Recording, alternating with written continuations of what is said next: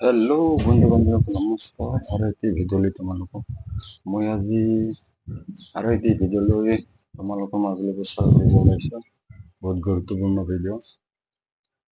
বৰ্তমান মানে আমাৰ মানুহৰ মাজত এটা বৰ দাঁতৰ মানে বেমাৰ হয়। প্ৰায়ভাগ মানে ময়ো প্ৰমাণ পাইছোঁ, সেয়েহে মানে ভিডিঅ'টো প্ৰচাৰ কৰিব ওলাইছোঁ মোৰ চেনেলত।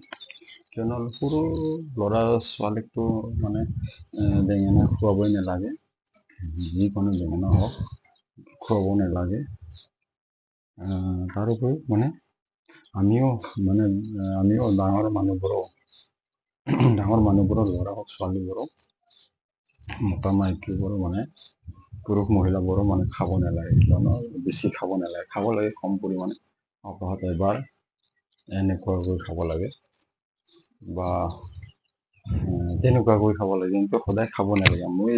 যিহেতু মই প্ৰমাণ পালোঁ, মোৰ আগতেই মানে দাঁতত মানে এই দাঁতৰ ফাঁকত মানে ব্ৰাছ নকৰাৰ কাৰণে দাঁতৰ ফাঁকত মানে এই ভাত কেতিয়াবা মাংস ৰাতি খালে ব্ৰাছ নকৰাৰ কাৰণে মানে 2-3 মাহ পৰা নাছিলোঁ। তাৰ ফলত মানে দাঁত এটা বেয়া হৈ গৈছে। তাৰ ফাঁকত মানে বস্তুবোৰ মাছ মাংস হওক যিকোনো খাদ্য চব্জি যিবোৰ মানে লাগি মানে দাঁত তেনেকৈ বেয়া হৈ যায়, ফাঁকৰ তলত খুৰকি মানে বেয়া হৈ যায়, মই প্ৰমাণ পাইছোঁ। তাৰপিছত মই সেইবোৰ বেয়া হৈ গৈছিলে, দাঁত মানে বিষ হ'ব ধৰিছিলে, বেয়া হ'ব ধৰিছিলে। তাৰপিছত মই মানে নিমখৰ আৰু তেল ব্ৰাছ কৰি ভাল হৈ গৈছিলে, আৰু মানে এই যে কালকট লতা সেনেকে মানে দি ভাল কৰিছিলোঁ।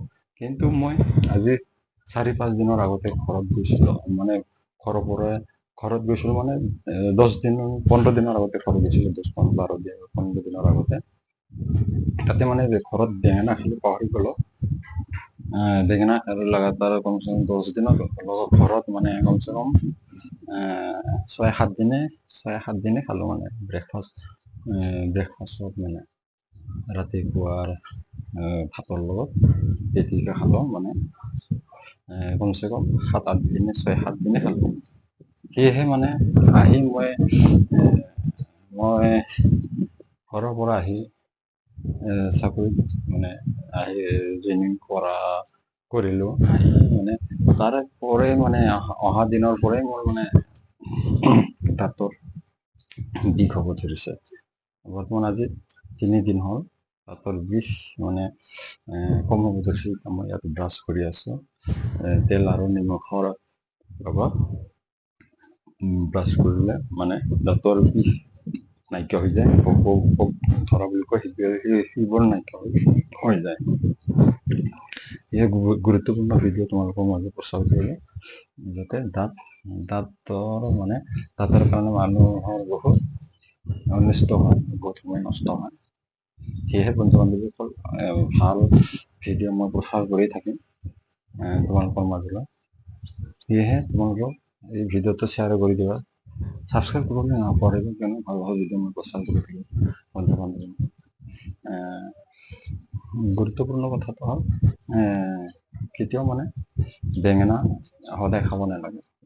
ভাল যাৰ নেকি মানে ভাল দাঁত থাকিলেও মানে বেঙেনা সদায় খাব নালাগে, সপ্তাহত এবাৰ খাব লাগে। আৰু যাৰ ভালে যিবিলাকৰ দাঁত ভালে থাকিলেও মানে সদায় নিমখৰ লগত এবাৰ মানে ৰাতিপুৱা এবাৰ হ'লেও মানে নিমখ আৰু এই সৰিয়হৰ তেলৰ লগত মানে ব্ৰাছ কৰিব লাগে, দাঁত ঠিকে থাকিব আৰু কেতিয়াও পোক নধৰিব, মানে দাঁত বেয়া নহ'ব। আৰু মানে দাঁতৰ ফাঁকত যিবোৰ মাছ মাংস বা চব্জিবোৰ লাগি থাকে, সেইবোৰ ওলাই থাকিব লাগে, সেইবোৰ ব্ৰাছ কৰিব লাগে, সেইকাৰণে ব্ৰাছ কৰিব লাগে। সেইবোৰ ব্ৰাছ নকৰাৰ তাত মানে সুৰকি থকাৰ কাৰণে মানে দাঁত পকা খোৱা হয়, নষ্ট হৈ যায় বন্ধু বান্ধৱীসকল। এই বন্ধু বান্ধৱীসকল আৰু বেঙেনা সৰু ল'ৰা ছোৱালীক আৰু সৰু ল'ৰা ছোৱালীক মানে খুৱাব নালাগে, দাঁত বেয়া হৈ যায়। আৰু তাৰপিছত আমিও ডাঙৰ মানুহবোৰো খাব নালাগে সদায়। তাহত যাৰ নেকি দাঁত মানে বিষ আছে, দাঁত এবাৰ বিষ মানে ধৰা বুলি কয় আছে, সিটো কেতিয়াও আৰু বেঙেনা খাব নালাগে, নহ'লে আৰু পুনৰ সি মানে হয়। বন্ধু বান্ধৱীসকল, মই প্ৰমাণ পোৱাৰ কাৰণে তোমালোকক জনালো। ধন্যবাদ, নমস্কাৰ বন্ধু বান্ধৱীসকল। ভিডিঅ'টো তোমালোকে প্ৰচাৰ কৰিবা, শ্বেয়াৰ কৰিবলৈ নাপাহৰিবা। ধন্যবাদ, নমস্কাৰ।